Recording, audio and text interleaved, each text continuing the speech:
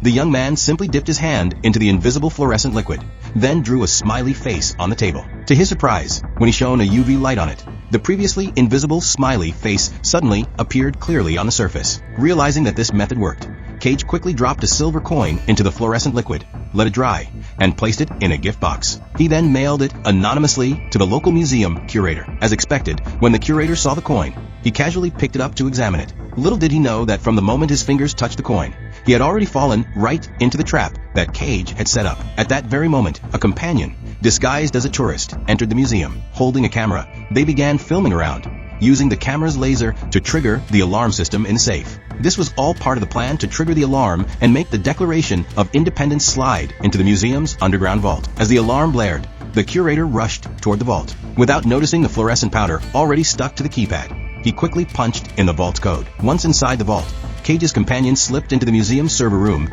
and disabled the security cameras, freezing the footage. Meanwhile, Cage disguised himself as a maintenance worker and slipped into the museum. Once in the restroom, he changed into a formal suit, transforming himself into a high-class guest for an event. Without hesitation, he handed the curator a drink. Oh, Mr. Brown. As soon as the curator took a sip, Cage smoothly took the empty glass, turned, and walked away. Discarding the rest of the drink, he headed straight for the restroom. There, he took out the prepared fingerprint extractant, dripped it onto a medical cotton pad, and sealed it along with the glass in a bag. In just a minute, the fingerprints on the glass became crystal clear. To complete his elaborate plan, Cage put on a tiny pair of gloves and carefully lifted the fingerprints from the glass. He then headed straight for the underground vault elevator, using the fingerprint to unlock the elevator code. When Cage reached the vault door, he quickly relayed the letters with the fluorescent powder residue to his companion. AEFGLORVY.